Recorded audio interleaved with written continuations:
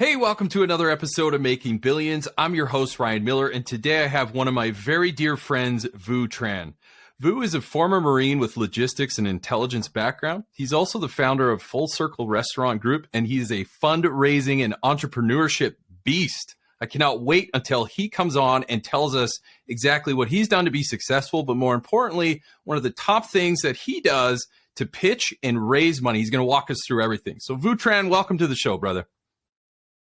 Hey, how's it going, Ryan? Thanks for having us, and I'm excited to be a part of your community. Yeah, thank you so much for being here. I know I hear back from a lot of my fans around the world, and a lot of them do really appreciate people who know how to pitch and to raise capital, and you're one of the best that I've ever had the fortunate luck to talk to about. But before we get into that, I'm sure many of the fans would like to know, like, how did you even get started? I mean, where did it all begin for you? And then we can walk up to figure out, I guess those skills will make a lot more sense. So walk us through a little bit of the origin story, and then we'll get into the rest. Yeah, so it's kind of funny. So my parents actually escaped Vietnam, like in the 80s, and Right. I was first generation born in the United States. So we were born in Denver, Colorado. Yeah. So right now my parents have, so I have 5 brothers and 2 sisters. Yeah. And, back then we kind of grew up a little bit in a rough neighborhood. Yeah. Rough neighborhood, gangs. So we were poor. My parents had government assistance because that's how they had to get around. Right. Impressively, my dad actually graduated with his engineer degree, working full time in 3 years at a university. Yeah. So, kind of like that ethics of like, if I don't do this, I'm going to fail for my family. Mm-hmm. And, it's to the point where I couldn't go out and buy nice clothes. Yeah. Like when people made that joke of buying shoes 2 sizes bigger so then you could grow into it. That was you. Like, that's how I grew up. Yeah. Like that's how we grew up. Like, Yeah. You better, buy them a couple sizes bigger. So we always had overgrown shirts. Like I'd wear like an extra large shirt, which I would never grow into ever anyways. Right. But those were the cheap ones. And, that's the type of lifestyle that I lived in. But my parents have always been my support system. Yeah. And they've gone a long ways themselves, from Vietnam to starting from scratch to, being in a, immigration camp. And, I think they did a pretty good job with what they knew. So, so growing up, I went through and I was always trying to figure out myself. Yeah. I was with skaters, when the trench coats were back then, manuals to being a, skateboarder and teaching people how to ollie and, do kick flips to, being with the jocks. Yeah. I love playing sports. So there was just me just trying to discover myself because I never fit in because I was just a weirdo everywhere. Yeah. Right? Because just the way I thought. Right. So when I was a teenager, I think I was like 14 was when I saw my friends through like these big raves back then, Yeah. the caffeine pants and glow sticks. And I was like, man, I could do this too. Yeah. Like, this would be fun. Your kid of the 90s. Yeah. So it was a fun time. Yeah. There was like, warehouses that were getting rented out and turning into warehouses. And funny thing was that, you're going to know this, Ryan, but my DJ name was actually DJ Ballistic. Oh my gosh. I DJ'd for a short amount of time, but yeah, I threw my first party. My friend's sister needed to drive me to my first party that got sold out. Yeah. And then I threw my second party, which was a funny thing, was that I thought I had hip hop DJs, but it ended up being like trance music. Yeah. So the crowd was completely dead, but it was completely sold out. So I always pitched, I always raised money. Yeah. Blissfully, and I don't know if it's to my advantage or my disadvantage, but my parents were my first investors, and I always paid them back every single time. Right. And just like it felt good being an entrepreneur, and I started going to school. Yeah. And then in 2007, I dropped out of school to start a business in the Bay Area because I didn't believe in the recession. Yeah. I was like, "What recession? Yeah. Let's go move to the Bay Area." Yeah. And then at that point, I actually recruited myself in the Marine Corps because I was hanging out with a bunch of Marines. Cool. And then when I joined the Marine Corps, the first 4 years, I had no personality. I was a stone cold Marine. Yeah. I didn't have feelings. I didn't care about anything. I was a legitimate robot because, I looked at the Marine Corps standards as such a high standard. And when I even was through boot camp, I was like, no one here is that perfect type of mentality. It's like, true story. My entire platoon, when I was in boot camp, I told them the week before we were about to graduate, I said, none of you guys deserve to be a Marine. We should do another month of this. Yes. So we actually groom everybody. Mm-hmm. So I joined the Marine Corps for the first 4 years. I was like completely no feelings. And I got meritoriously promoted up. I got tons of awards. I was just crushing it. And then, into my 4th year, I was like, there has to be something more. Right. So what I did was I started doing research about what type of lateral moves I did. So I actually went through one of the hardest programs to get into in the Marine Corps was counterintelligence, human intelligence. Mm-hmm. And I went through that entire boarding process and, I swindled myself in by convincing them that, I was a good candidate. I went through their program in Virginia Beach, learned tradecraft, learned interrogations, learned, about briefing, learned how to do research extremely fast. And that's where I started learning about my structure, about pitching. Right. Because it worked. It was the same way. And it's funny because, when I actually do consulting and I teach people about it, sometimes people do like the roundabout. Like, let's just say, Ryan, me and you were partners. Yeah. They're like, okay, Ryan, it's your turn to go this slide. Right. They used to make fun of me when we used to do that. And they're like, what is this, a game show? Yeah. And then that's what made me really refine on how I actually did my pitch, because you have to sell these commanders on why you should be going into Ukraine and what type of terrorist organizations are there. And if there's, blood supplies there and, what type of risk do we have and what type of our history. Right. So I learned how to put a pitch together extremely fast. Mm-hmm. If someone told me, hey, I need you to pitch this product, yeah, I can do it. Yep. Give me an hour. I'll be able to brief something up and I'll be able to pitch it. So that was life-changing because they really turned me into a human being. They broke me down. They they told me how much I sucked every single day. Yeah, and lucky you. Book, oh, yeah. Like the book. Good times. The book changed my life, and I don't know if I have it here, but it's How to Win Friends and Influence People. It's a great book. What did that do for you, Vu? Like, so here you are, you're in the Marines, you're basically like hard as a rock, no emotions, right? I think you told me if you used to think that if the Marines wanted you to have emotions, they would have issued them to you. Like, that's how hardcore you were into that life. And then you go to counterintelligence, human intelligence, and you start to soften up. And you read this book, How to Win Friends and Influence People. You start feeling like a human being again. How did that affect your military career from that point and then also after? Well, I think it has to be related to business too, because I see it all the time. It's that when we're in some sort of professional setting, we assume that we should be a professional, right? That we should put on this business hat or we should put on this Marine Corps hat. Right. And reading that book really taught me is that, you could get the same type of results by just being authentic, just being yourself. Like, just have high integrity, just be committed and have that type of courage because, don't let people project on you and how they feel because that's not how you feel. So the same thing in the Marine Corps standpoint, I always treated it like, okay, if I ran a business, how would I run this business on the Marine Corps' dime? Yes. So the same thing when I see people in business is that they try to put on that professional face, but really, you end up doing more business with more people when people see how authentic you are. I agree. Because they're going to see your posture, they're going to feel your intuition, and that's what that book really taught me. Because when I went back and I started teaching Lean Six Sigma, started connecting with people saw a complete shift in me.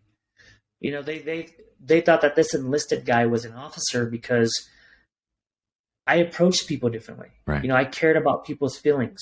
I legitimately try to be very tactful and have that high level of emotional intelligence. And I think that in business to be successful and how I've been successful in a short amount of time, right? Yes. Because I've only been out of the Marine Corps for going on 4 years now. Yeah. And I've been able to build millions of dollars through real estate. And I've been able to get into businesses and, run multiple businesses and lead people, and people see me as an actual community leader, is because I learned just to be myself, be authentic. Like I tell people is that you have to be like, okay, I'm going to use this analogy, Ryan, just because you're in Canada. It's like being a professional hockey player. Hey, right? Yeah, good. You have to go in the rink and have enough confidence that you could, womp on your actual competitor, but at the same time be humble enough to know how you need to adjust. And in business and in the Marine Corps and in any type of platform, you have to do that. When you're riding a motorcycle, you can't take turns unless you have the confidence to be able to do that. Yeah.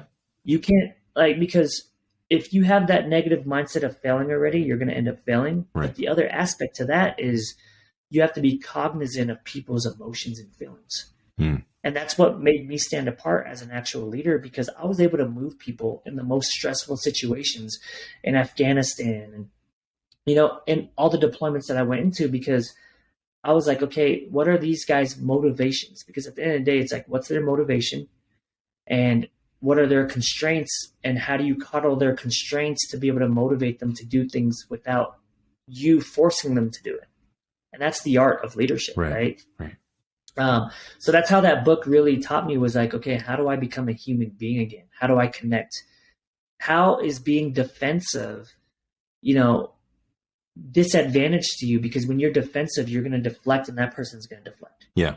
So how do you do it in a way where you lean into somebody and hug them and feel like you're just broing out with them? Yeah. Like, yo, Brian, how's it going? Some people be like, okay, that guy's unprofessional, but eventually they're going to turn around and be like, I like that guy. Yeah. And I want to do business with him because other people like him. And you and I have broed down quite a bit. In the past, we've had a good time together, and I would agree that is certainly a skill, but one that started with you recognizing your own humanity, and then second, I would argue from what I'm hearing, to recognize the humanity in other people, just like you did when you were a kid and you're throwing parties and you're bringing people together.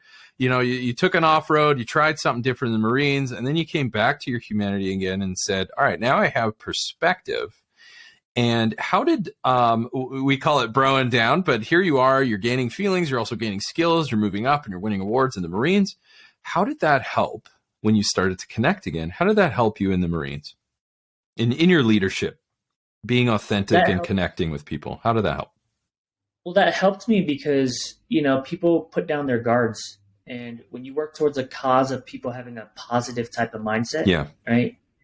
Because I always tell people, it's like you always need to care about people's personal and professional and even financial type of situations. Right. And a lot of people, what they do is that they think things are transactional. It's unfortunate. Marines that I serve with, like I talk to Marines today, and I'm always still connected with them, and I'm always going to be friends with them. It's just like my kids at my restaurants. Yeah. Like I tell them, they're 14, 15, 16-year-olds. I'm said, man, I'm going to be friends with you guys for life. Yeah. And you guys don't even know it yet. Yeah. That's cool. It's because when you start to realize, it's like, we're all kind of in this world together. So why do you have to create resistance, or why do you have to, close your barrier of entry of your friendships? Just let people in. Mm-hmm. True story. And I think it was on a Netflix show. Yeah. But there was a show that talked about how Canada leaves their doors unlocked and makes things almost like super vulnerable compared to like America. Yeah. And I always use this analogy, is that you have to be so vulnerable in life that you're not scared who walks through that door, and you could take it. So you could handle that situation. So that's the same thing, is that when you make yourself vulnerable and you're just exposing your weaknesses, that's not really a weakness, because you know that if someone attacks your weakness, you know how to deter from it. So that's what I did when I was like leading people, and from people from lower ranks or upper ranks, I just made myself vulnerable. Yeah. I said, this is our objectives. I said, how can I help you? Because I really work for you guys. Right. And how can we get this to the finish line further and faster with everybody's objectives in mind? And that's how I was super, super efficient when I was actually, doing business. And those skill sets helped me.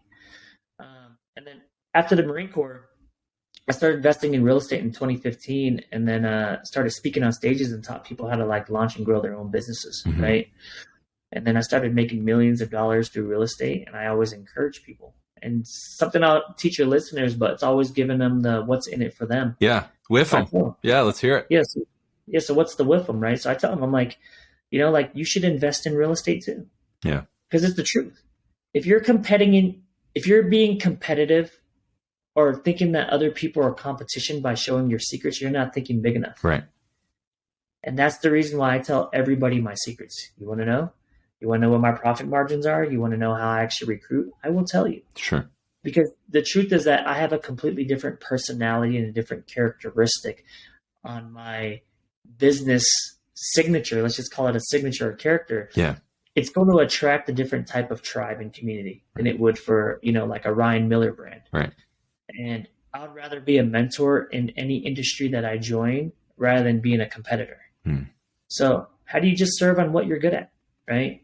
So so I hope that answers your question. Yeah, I love that. So you were able to connect with people and, show your vulnerabilities a little bit, which you had found was not a weakness. It, in fact, made you a better leader as a result, and kind of demonstrated strength by showing vulnerability, if that's a fair comment. Yeah. So it's one of the leadership principles is know yourself and seek self-improvement always, So keep that vulnerable state because that's the only way you learn, so. Yep. But it's cool. So here you are. Oh, go ahead. No, because, just kind of thinking about it, like throughout my entire life. And, I've been thinking about these last couple of months is that I've always been pitching my entire life. Yeah. So I made it on a magazine and they actually talked to me about it, but I used to have these car talks and I could probably write a book about it, but yeah, my dad would have these car talks with me and I would always pitch when I was I think 12 or 13, I told my dad, I was like, you need to put me in this white suburban school district or I'm going to drop out or go to jail. So I bet could he you loved imagine that. if you had a teenager? That's what you Yeah.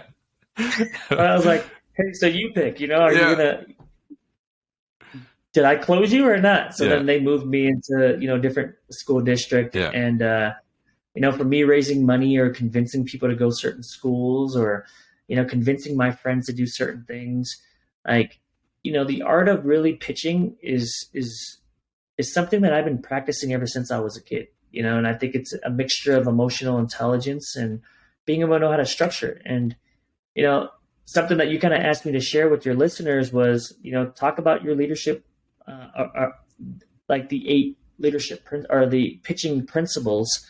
Of pitching a deal. And the 8 disciplines, I think you called it when we talked about it. Yeah. So the disciplines, principles, because honestly, you could write a thesis statement about each and every single one of them because you're going more in depth. Right. But it's something that I was doing in the Marine Corps. This is what I was doing before the Marine Corps. This is what I was doing when I was speaking on stages. This is what I do when I recruit. Right. This is what I do when I raise my own money. And consistently, I've learned, I was like, okay, what is the strategy and how can you make it more effective? Right. And I actually came up with these steps intentionally and strategically because I'm a Lean Six Sigma guy. Yeah. So how do I make things more efficient? Yeah. How do I jam as much information as somebody? And it's the truth. It's like people, when they talk to me, they're like, my head is exploding right now because you just gave me so much information. Yeah. And I'm like, and we've only been talking for 15 minutes and it feels like just a conversation because that's what you do when you pitch. You really just, you just have a conversation. If you Google it, and I just did the presentation, in front of over 1,000 people, was pitching is having the ability to present an idea. Yeah. That's all it is. Because at the end of the day, you're not making the decision. The person across from you or who's listening to you is making that type of decision. So if it's a real estate deal that you've done, because I love to negotiate deals, right, or, it's proposing to or finding a girlfriend or whatever, there's pitching is in your everyday life. Yeah. And I love to do it because there's short-term transactions and there's long-term transactions. And what I mean by that is that, I'll tell you another one that's not part of the 8 disciplines is called seeding. You should be seeding all the time. Yeah. I seed about recruiting people. I seed about finding partners. I seed about, we're going to build 50 restaurants in the next 5 years. Right. And that's how I just do things. But on top of that, I want to share with you guys is that I actually really look at 3 things when you talk about, some of my approaches. Right. So the reason why I got into restaurants, the reason why I got into venture capital, the reason why I got into private equity is because I really look at 3 bottom lines. And these 3 bottom lines is how many people you help, how much money you make, and how many people you connect to, or what type of people you connect to. Like you, Ryan, man, I can, truly say that you're one of my good friends now. I could trust you, and I could hang out with you, and I would love to hang out with your family, and like that's important to me because honestly, life is nothing without relationships. I agree. You could be the most successful person by yourself, but building these memorable times and attracting the same type of energetic people is the most powerful thing that you could ever do. And I think that, you creating this podcast is amazing. You actually inspired me to create a podcast. So, do it, buddy. Stay tuned, guys. Stay tuned. Do it. I can't wait. Yeah, that's incredible, man. That's very kind of you. And yeah, we've certainly shared some incredible experiences and got to know each other well. And that's why I could confidently say, like, you're one of the GOATs for those listening and pitching. And it's certainly been a pleasure to get to know you as well. And just the success that you have. I mean, my goodness, you're not even 40 yet, man, and you're just killing it. I can't wait. So, but here you are. You've got these success metrics that really talk about impact. And Vu, I can tell you with certainty that everybody that's come before you who've made just astounding wealth and success in their life, all of them have led by impact first and income second. So they've been focused on generating an impact, like yourself is saying, how many people can I help? And it's so good. And you and I both, anybody that asks our advice, we're very, I would say we're generous in that way, and we're happy to share. But it's that mission of wanting to help. And that's the first thing, is saying, like, don't get too hyper over sharing, P&L and your projections and pro formas. Is like, yeah, man, you'll get to that. But how are you connecting with people? If you really want to get good at raising money, get good at connecting with people. And that's one of the things that I've always admired about you, Vu, is you're able to walk in a room and connect with people and just make everybody feel good and have a good time. Just like when you're a young guy hanging out with all different kinds of groups in school, you're throwing parties, and then you're at the Marines, and you're bringing people in, and you're solving problems, and you're scaling things, not because you had all these numbers and projections and PowerPoint slides, but because you're able to connect with people and inspire them to make different decisions. More importantly, better decisions. And so I would say you're one of the best that I've ever had the fortunate luck to know in this area. Well, that's what people talk about. I think, I don't know what the right numbers are, but they say like 80% of it is like your tone in your presentation and who you are as a person before the actual content. People like who you are and how you present. And now it's just about the flow, because it is true. And I don't know if it was like a Tony Robbins or somebody that coined this, but I'm pretty sure this is like ancient. It's like how you do something is how you do everything. I've heard that. Yeah. It's the same way.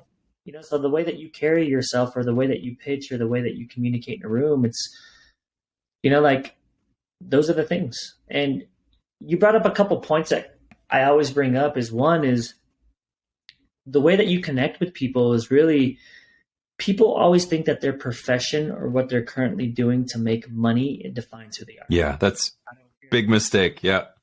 Yeah, like, if you're an accountant, you're an accountant. Or if you're a lawyer, you're a lawyer. They take their profession or what they do as a business person as their personality. And it's not the truth. Right.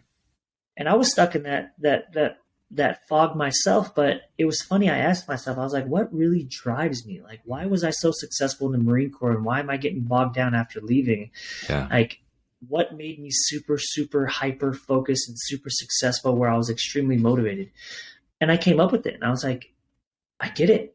My whole life, I've always talked about entrepreneurship, and I was like, that's what builds the best empires. Is that it's that ability to teach people about building something themselves and being able to lead a team with people that want to follow. Yeah.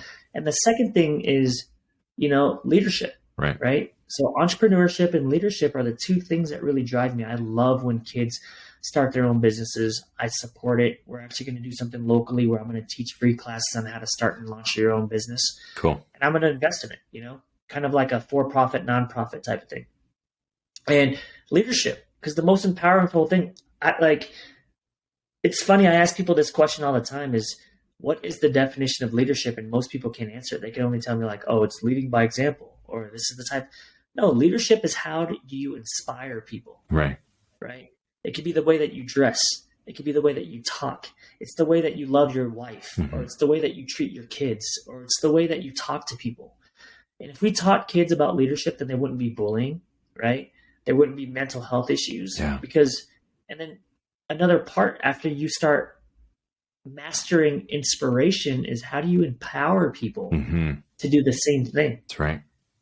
So that's one thing is the leadership part. And the other part is the entrepreneur part is how do you do something where you could actually build the confidence for yourself? Because, I don't care if you're doing venture capital, private equity, or if you're just doing a mom and pop type of business. Right. It takes a lot of confidence. It takes a lot of hard work, but at the same time, you need that passion to drive you. Right. And that's how you connect with people is that, who are you defined as? Like for me, I'm defined as leadership and entrepreneurship. Yeah. And I love to just hang out with people. Yeah, I know you do. Yeah, you're a good time.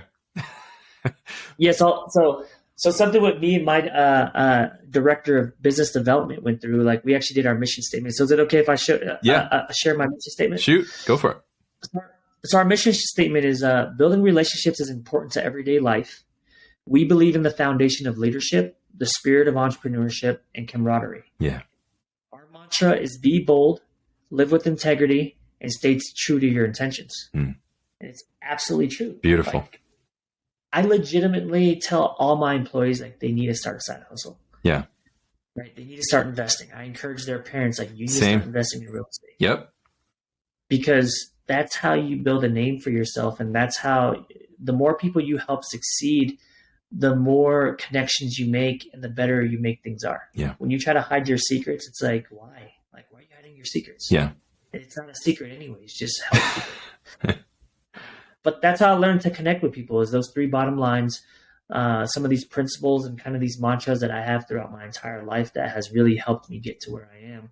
And I'm still learning. Yeah.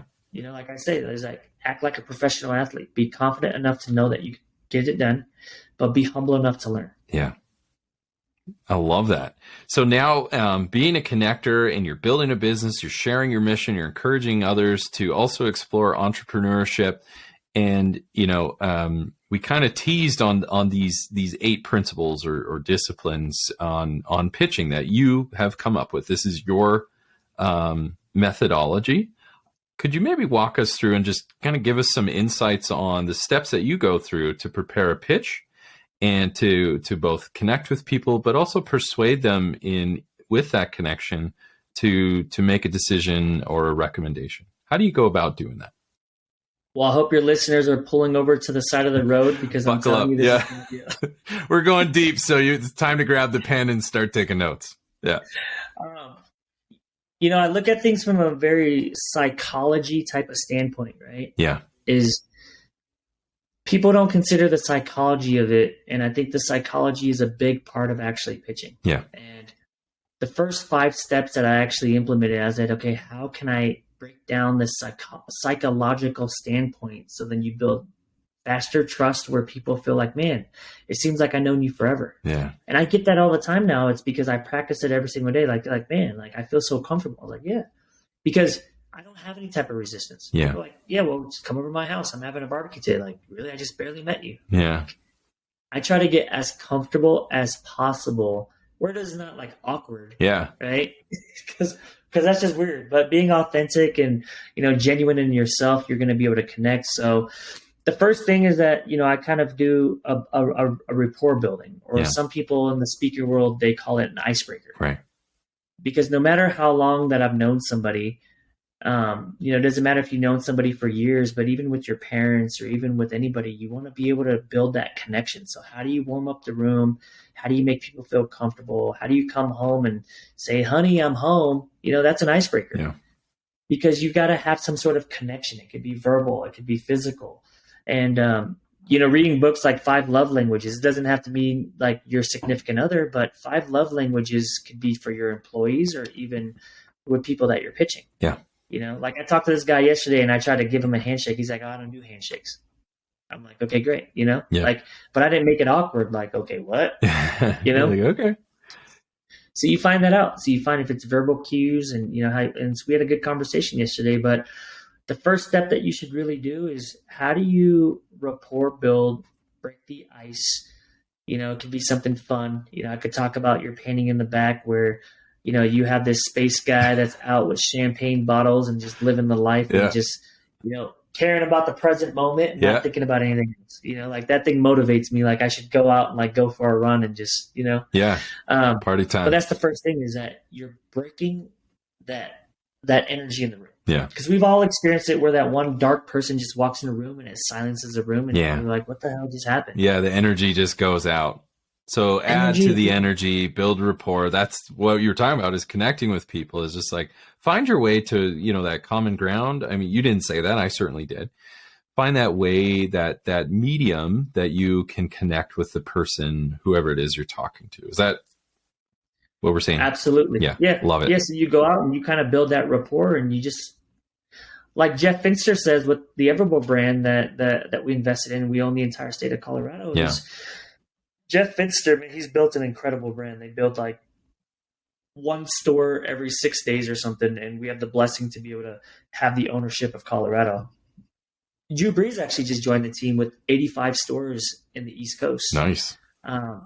But something that he does and I use all the time is make friends and have fun. Yeah, absolutely. Like that's one of their core values, and it's true. Make friends and have fun. So, because people are going to like people that are like them, or, open up like them to do business. So first thing is the icebreaker.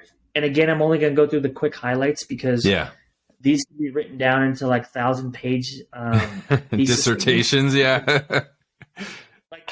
Like they really can. Like there's a lot more. Absolutely. To it. It's a lot of this is a high level overview, and you know what? We'll make sure that people have a way to reach out to me or to you, just if they want to hear more. You're a pretty chill guy. You're always happy to help. So if there's more stuff or anything, we're happy to put that forward. I always tell people to abuse me, but they don't, take it as it is. I was like, no, seriously, I want to help you. Let's get it. Me. Yeah. I've never had anybody abuse me. Like they're like, oh, well, you're busy. I'm like, well, just abuse me. All right. Push my time. Yeah. And then this transitions to something that I learned when I was in the speaker world, is you have to understand, and actually learned this when I was in the Intel field, was the WIFM. That's step 2. Like what's in it for me. Yeah. And that's what the person that you're talking to is listening. It's just like, Ryan, if you were talking to me, like I'm thinking like, what's in it for me? Like, why the hell, you talk to me? It's like when you're talking to your kids, or when you're trying to raise money, or when you're trying to negotiate a deal, like, okay, you want to buy this house, or you want to buy this lot of land, or you want me as a partner, then what's in it for me? Yes. And people don't do that. It's like, hey, I'm giving. So it's kind of like the giving. Yeah. Like, hey, you're talking to me right now because I'm going to give you tons of value in how you're going to actually expedite your prices, right? Your process. Mm-hmm. So you always want to give someone the with them, right? So for me, let's just bring it down on a macro level. Yeah. When I'm recruiting somebody part of my team, I tell them, I was like, well, what's in it for you? Is that I always tell people is that when you're still in high school or college, don't think about how much money you make, but think about the mentor that you're going to find. Yeah.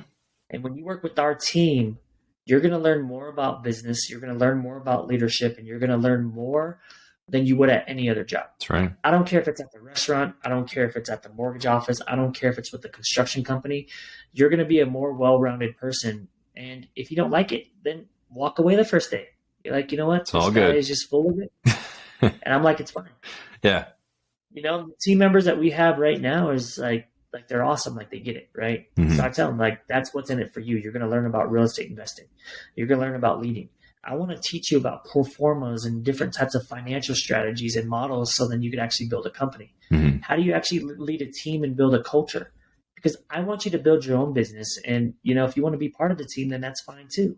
So that's just on that part. Right. When you're actually raising money, you tell people, it's like, okay, well, what's in it for you is that you're going to be a part of our purpose and our why. Yeah. And you're going to be able to diversify your portfolio and make this projected return that you've consistently done historically.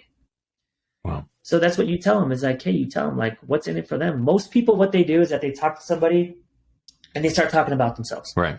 Like, hey, Ryan, how's it going, man? Well, just try to tell you, man, my name is Vu and I'm freaking awesome, this and that. And you're like, yeah, That's cool. Yeah. Right. That's a huge But mistake. That I would argue that, people that have asked for my support, same thing is, we talked about in earlier episodes is saying, hey man, like if you're building a pitch deck, if that's the way you're going to go, just remember you're preparing for a conversation, not a presentation. And often that helps people to get out of it. And instead of just showing up and be like, here's what I'm going to do, and here's what I'm up to, and here's me, you're saying like, whoa, hang on, let's have an icebreaker, and I always use this term as I want to make sure people understand it, is make sure you understand why that person's in the room with you in the first place. Why are they there? It's not because you asked. Like, they have a reason. Are they there because they think you're going to help them in their career?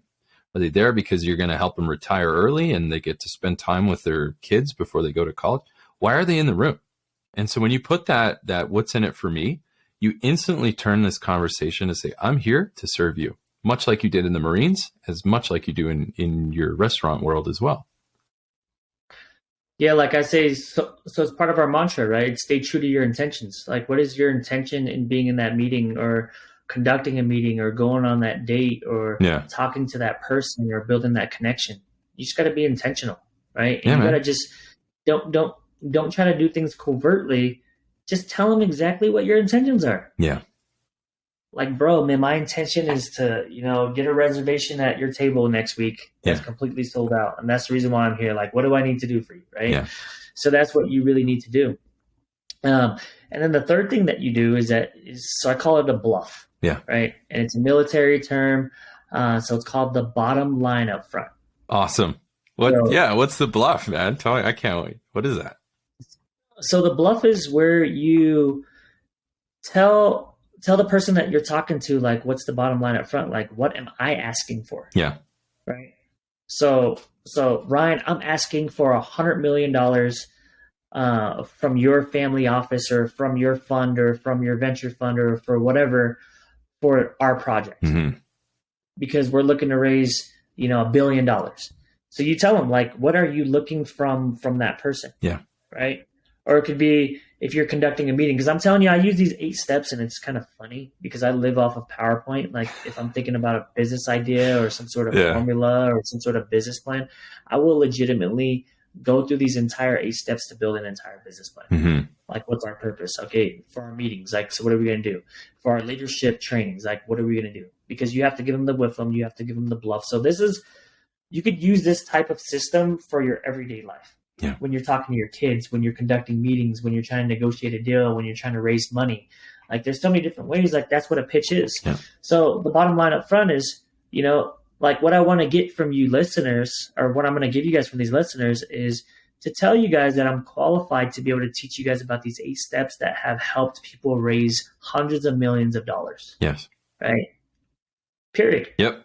Like, that's what you guys are going to learn. You guys are going to be able to implement this and think about these 8 steps and learn how to go through it and be able to pitch efficiently. Because most people that pitch, they know that when you're building an actual pitch deck, that is your blueprint to your fund or your business plan or to whatever. Because most of the time when you're closing a deal, you don't have a PowerPoint or a laptop, which I've made that mistake before, where I brought my laptop to a restaurant and I tried to pitch and they're like, dude, what are you doing? Like, literally, that's why we're here. It's to not have to deal with that. And you still brought a screen. So they're like, so why'd you bring your laptop? And I pulled it out and it was kind of awkward and I never did it ever again after that. They're like, bro, like, stop it. Yeah. Just stop it. Yeah.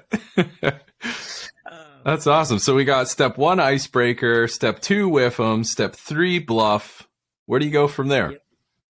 So step from 4. there, it's like, you kind of have to go through and, tell them, like, how do you build confidence in somebody? Yeah. Right. Sometimes people tell you about, oh my God, you should invest in this Bored Ape. Yeah. This Bored Ape has so much technology behind there, and these are all the people that purchased it. And they're like, and like, who are you to tell me this? Or like, oh yeah, when you have your neighbor or your sister or your brother or somebody that tells you some sort of philosophy, but they have no track record. Yeah. Like I say it all the time when someone tells me, it's like, well, someone told me this, and I was like, okay, well, how many times have they invested in real estate? Yep. Bingo. Or do you think that they're a credible source? Yep. Or do you think, or did they build hundreds of millions of dollars worth of real estate? Okay, now I'm going to listen. Right. So for this for number 4 is that you have to build that confidence by elevating your status and kind of telling them about your resume. You're telling about your resume. You say, I was part of X amount of Fortune 500 companies. Or I've led X amount of people. Because what you're doing for the first 5 steps, like I said before, is that you have to be able to frame their psychology so they're focused in you.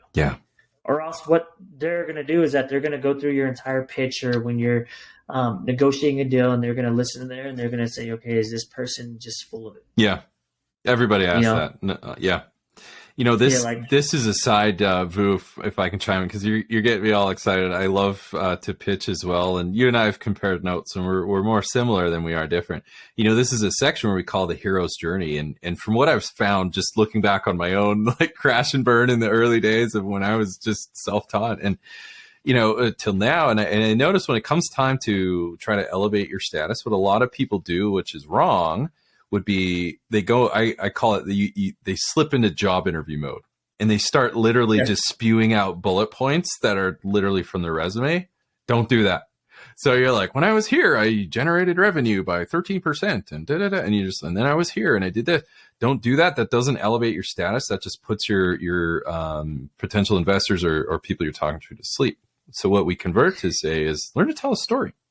So don't just spew out bullet points. Tell me a story that shows momentum, that shows like, hey, this happened and it changed everything. And as soon as that, the recession happened, then here's how I pivoted. And then I grew it, my empire to this, and people are like, oh, wow. So when you tell it in a story, it's one thing to be in the room, but it's another thing to be remembered. And so not only do you get in the room, but how do you help them to be remembered? Well, it's not from reading bullet points. It's telling a compelling story. And when they remember you, I say your odds of elevating your status has gone up. Is that what you're finding as well? Yeah. So it's like the hero's journey, or I think, and no, I don't get paid for this, but there's a great book out there called Pitch Anything. Yeah. It's a great book. Oren Klaff. Yep. And I think the way that he describes it is it's the croc brain. Like, how do you break down the person that you're talking to's croc brain? Yeah. And you have to build that credibility. And I guess that's what I'm doing for the first 5 steps, is that, how do you build that credibility? How do you say, is like, is this person just a nobody? Yeah. Because when people first look at me, Asian people are either, plus 10 their age or, minus 10 their age. So I always tell people that, I'm in my late 40s, and they're like, what? They believe me. Or I tell them that, like, I don't know. Or I tell them that I'm in my mid 20s, and they believe me too. But it's the same thing. So when I talk to people, it's, how do I build that street cred? Yeah.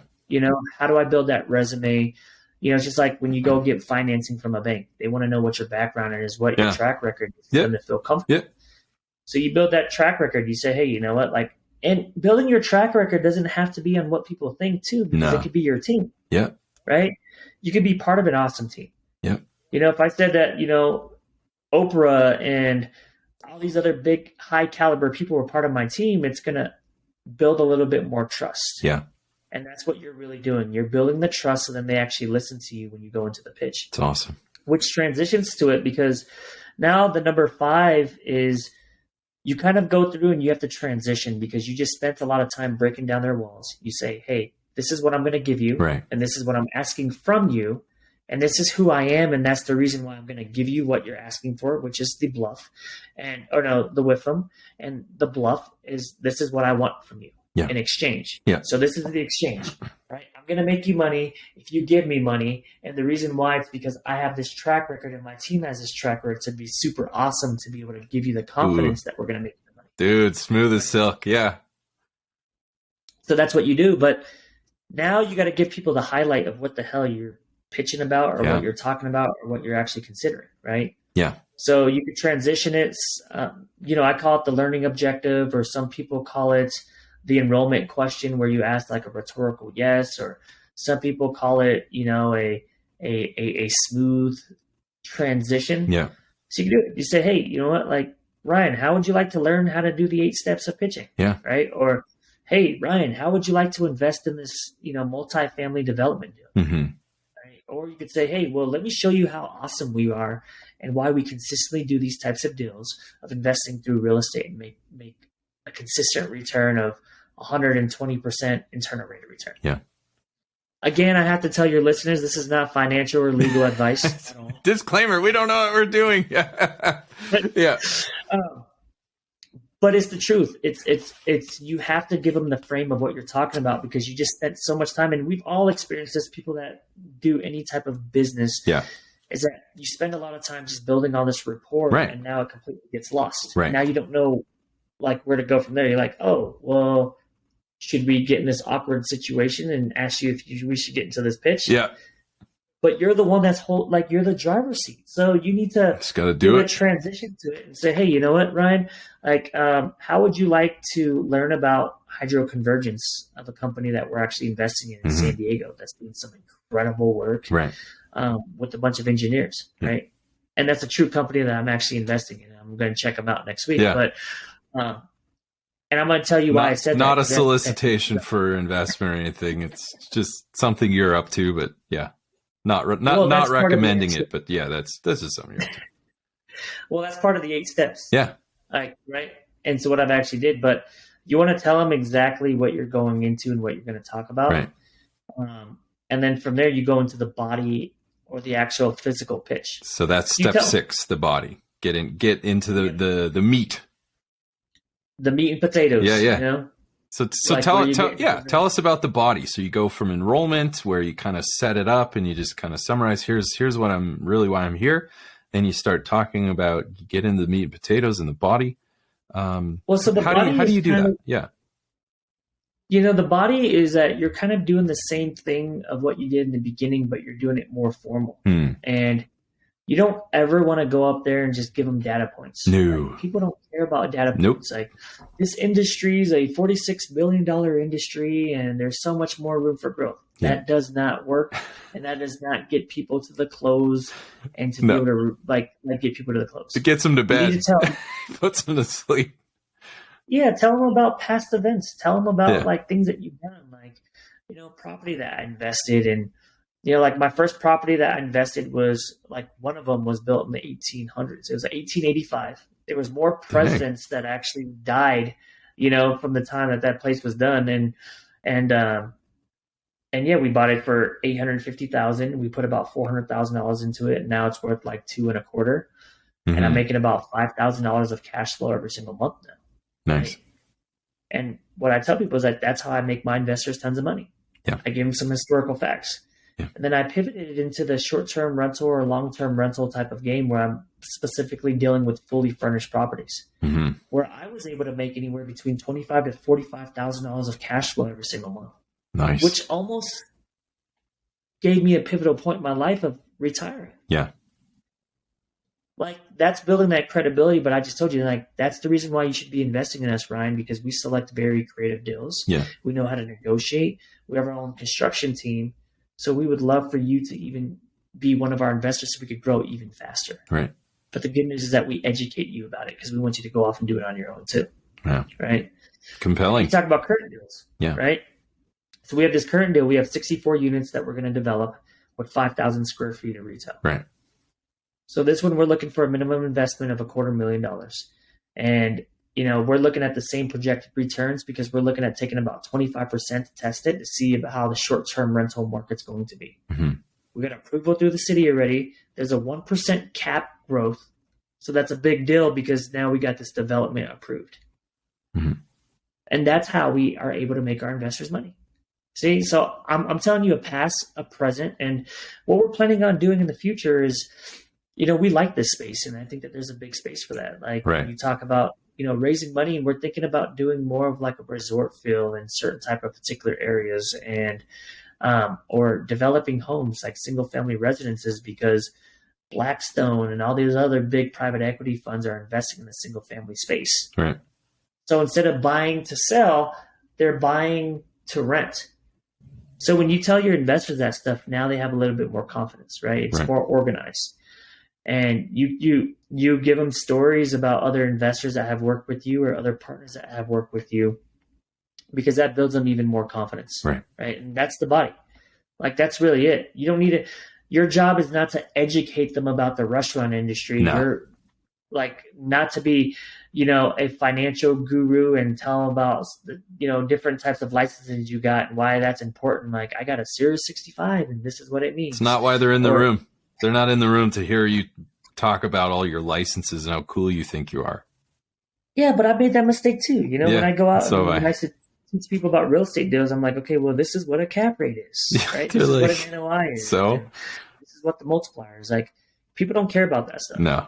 Honestly, they don't. Yeah. And if you confuse your investors or the people that you're recruiting or any type of pitch that you're doing, you're going to lose them. That's right. Because the way that you're organized, it's how you do something, it's how you do everything. So if you're not organized in your approach, they're just going to walk away. They're going to have a big headache because they're going to be like, man, I'm so confused right now. And I don't know what the hell that guy's up to. Mm-hmm. It's like, dude, he just splatted a bunch of information at me. Yeah. No, you want to make it easy. That's right. Like, this is easy. So we've been doing it for years. And this is how we make our investors tons of money. I love it. So Ryan, I'm telling you, man, I would love for you to invest with us, right? Yeah. And then it has to transition to a number 7. And there's a couple different things depending on how you pitch or what you're pitching, is that it's the actual why or the purpose. Awesome. If you're building a fund, then you need to know what your purpose and your why is, right? Like, people ask, okay, that's cool, you invest in real estate. Okay, that's cool, you open restaurants. But you have to think about it, is that how does that make a difference in people? Like, how do you connect with people as a human being? Like, who is Ryan Miller? Yeah. Right? Who is John Doe? Who is, Ricky Martin? Like, that's the reason why people like to watch TV shows of celebrities, is because people like to see the human aspect of them, of making mistakes, of like what their passions are. Right. And being able to connect with people is the greatest thing. So what's your purpose? What's your why? Like I tell people all the time, is that mine's leadership and entrepreneurship. Mm-hmm. I truly, truly, truly believe in the power of entrepreneurship, and I love to mentor people. Yeah. Because that's a leadership trait to have, is that you need to be able to build people up. Because if you're not building people up, then what are you doing? You're just being extremely selfish. Yeah. And that's something that I've learned too. It's, I wish someone wrote a book on that, and like the power of being selfless. Because like your ego or jealousy or envy, those are all selfish traits. Yeah. So how do you diminish those and you live in an actual present time where you're like, okay, I'm completely selfless. Yeah. How can I actually speak on this podcast right now that you built, right? Making Billions, which is the coolest name ever. And how do I just sit here and just add so much value, right? And Ryan, that's how you've been so successful in what you do, is because whenever I see you talking to somebody, you don't think about what you're going to get out of it. You're like, okay, how can I just let down my guard? And how can I just add so much value to the person that I'm coming across? Yeah. And that's the approach that you need to be able to take. And that's why me and you connect. It's like, okay, how do we look at it from a bigger picture of being able to help? Because it's true. People say it all the time. It's like, the more you give, the more you're going to get back in whatever way. It might not be directly correlated with that person or money, but it might not even be going to money. happen. Yeah. Like I agree. But if you truly discipline yourself to be selfless, like you said, one of my favorite things is, you've been very kind. Thank you for that. My thought was, I don't really think about it, but I would say like, all I focus on is just how can I serve you and just give and love. Like, it's my favorite thing to connect with people. And it's just, I mean, you and I've kind of broed down in large conferences and everything. And, it's the same thing. We just go out and just spread the love. And if you can cultivate that, which takes a little while, but if you can get yourself in that place, this is just my philosophy, but get yourself into that, in a good place where all you want to do is spread the love and infect others with that as well, and serve others. I think people pick up on that energy, and pitching and selling is, I believe, a transfer of energy, and your structure allows that to flow freely. At least that's my interpretation, is saying, if you're in a right place, you got your energy in the right place, you're ready to spread love and just give and serve and be generous, then you follow these 8 steps, that will come through. And people will pick up on it, and they will be pulled to you. They will want to do business, not because you're EBITDA and all these crazy numbers you throw out. It's because it's the energy you're providing, and you're in that room, and people are just pulled. We call that attraction. They're just pulled to you because you got a good energy about you, and you delivered it in an effective way. Would you agree?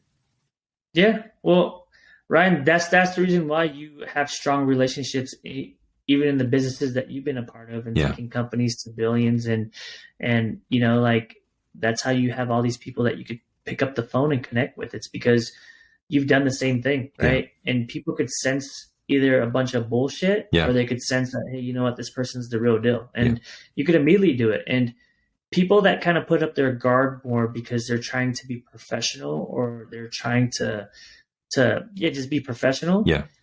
It takes a long time because people are just like, I don't know about that person. Yeah. I don't know like what the person's deal is because they're not just there in their child. Like I'm the biggest kid ever. Yeah. Like people that see me, they're like, dude, you're just a big kid. And I'm like, hell yeah, I'm a big kid. And I'll sing karaoke. And like, you know, like that's just how I do things. You know, I'm just a big kid. And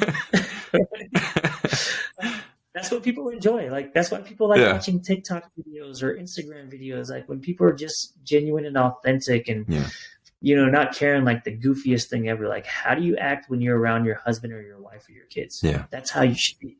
Yeah. Of course, you got to have a little bit of professionalism. You're not going to like, you know, jump on your client's back, you know, like that's just weird, but you know, but you're going to kind of show the inside of yourself a little bit. And, you know, really knowing about that purpose and that why is extremely important for that number 7, because you're connecting as a human being. Yeah. Because you just talked about money and how awesome you were. And now you look like this hungry capitalist that just wants to just take all the money and take all over the world, like Pinky in the Brain. Yeah. Yeah. And, you know, really it's just no, like, but I do this because I enjoy it. Like I do this because I build things. Because honestly, the truth is that I could have retired. Yeah. My dad asked me, he's like, have you ever thought about just retiring? And I was like, no. He planted a seed in my head. And that's something that I didn't share. Oh yeah. Like they planted a seed. Like if my mom and dad had the right mentoring, they would have hundreds of millions of dollars assets under. Well, they'll get it from you now. Oh man, they're so smart. Yeah. But man, if they had they had to figure stuff out themselves. Yeah. But something before I forget is when you're actually talking to somebody, the skill set of being able to seed, which I call it inception, right? You need to incept ideas. And it might be anything between like putting a magazine there because you're trying to convince your wife that you should buy this house, right? You just set magazines around.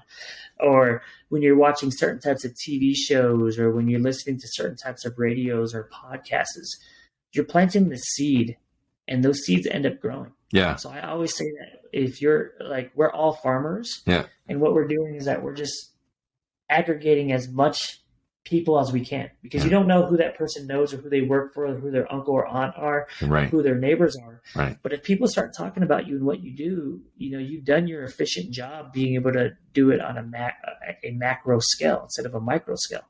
Yeah. So you need a seed.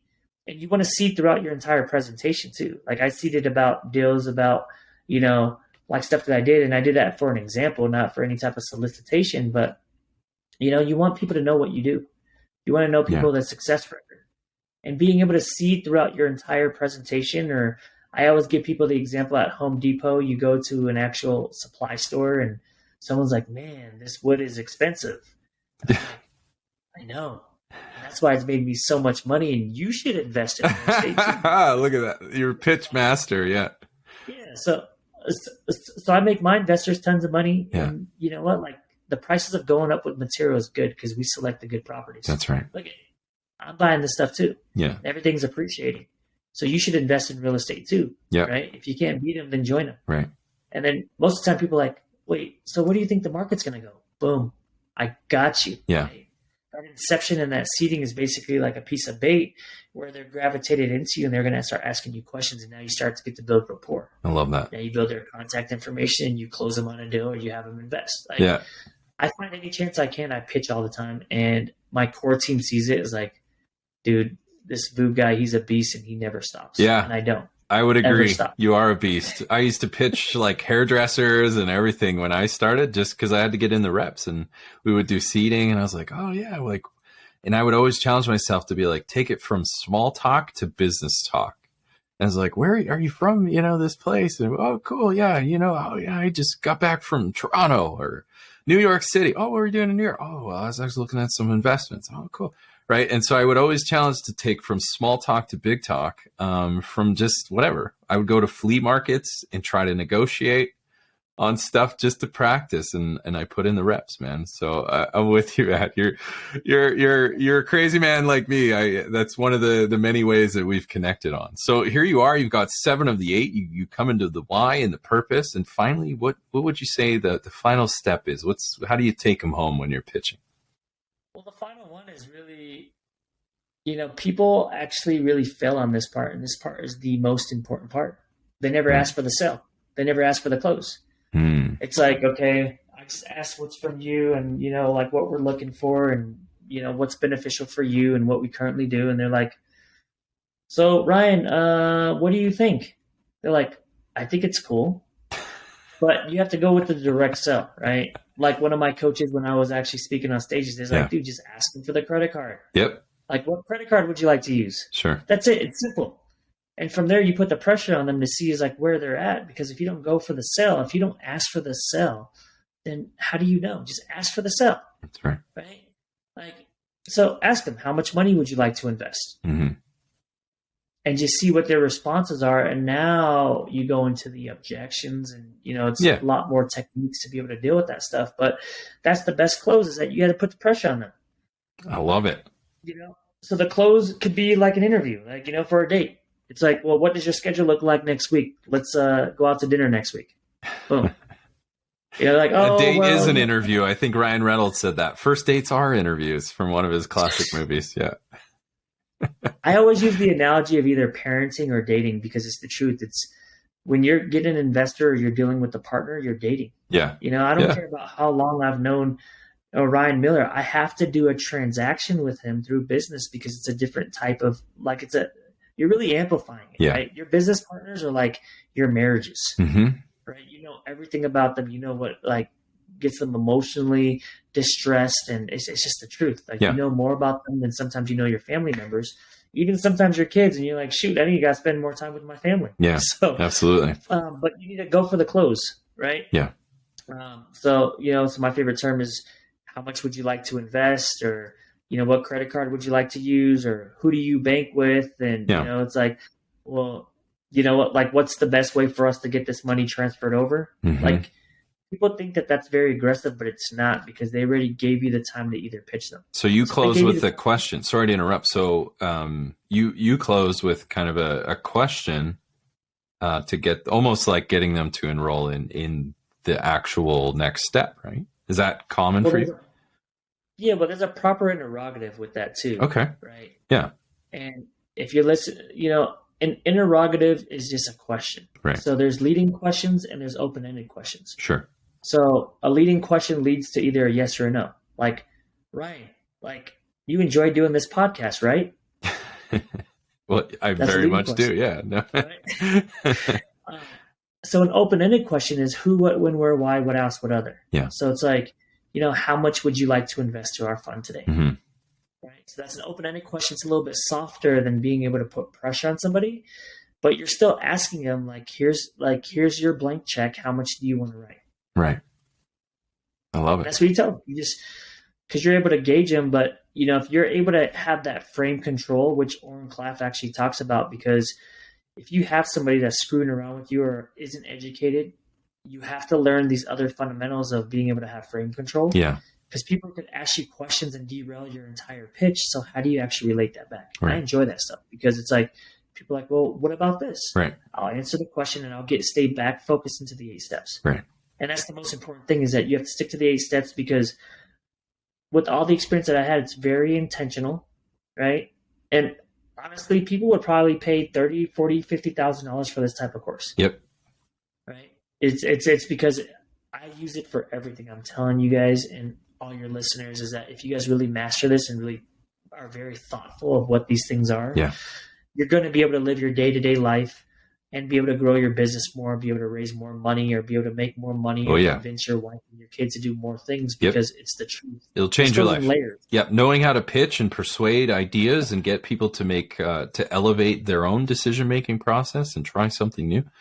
It really can and will change your life. So following these 8 steps is certainly one of the best ways that you can go about it. So just recap is, we have build rapport, or the icebreaker, with them, then the bluff, Then tell your story to elevate your status, not job interview mode. Don't read bullet points, tell a story.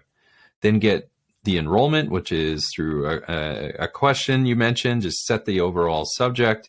Then 6 is get into the body, get into the subject matter, the meat and potatoes. 7 is the why and purpose. And 8 is finally the close, ask for the money or ask for whatever it is that you came to do.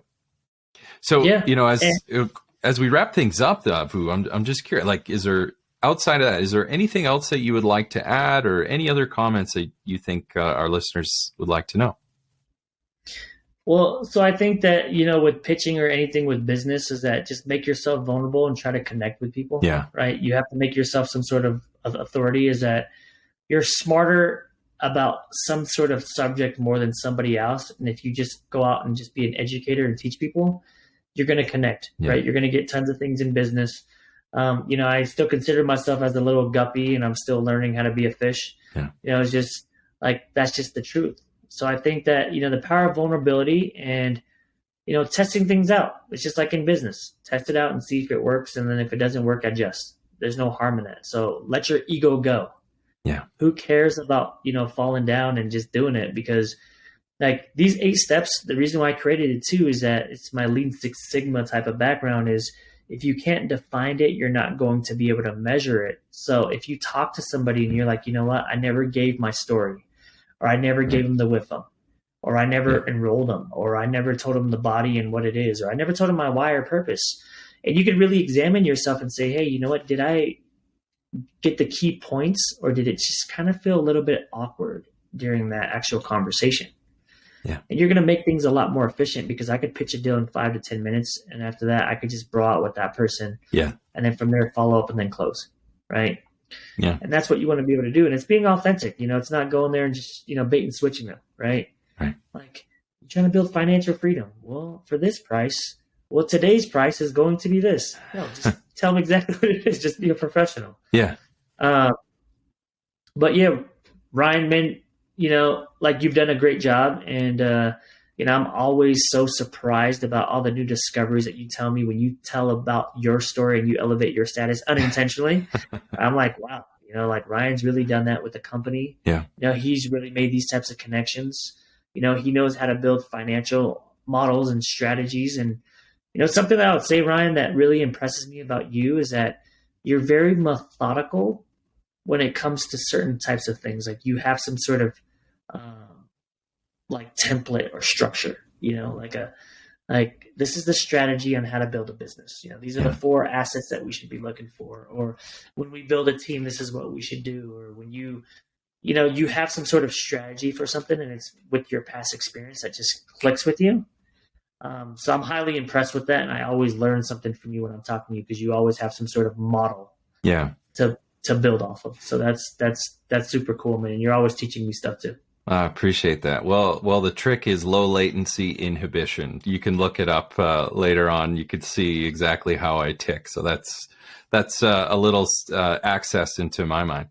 Well, Vu, it's been absolutely a pleasure. It always is, buddy. It's always good to talk to you and to learn from your wise mind. I mean, my goodness, from such a young age, you've always been connecting with people. You've always been bringing people together.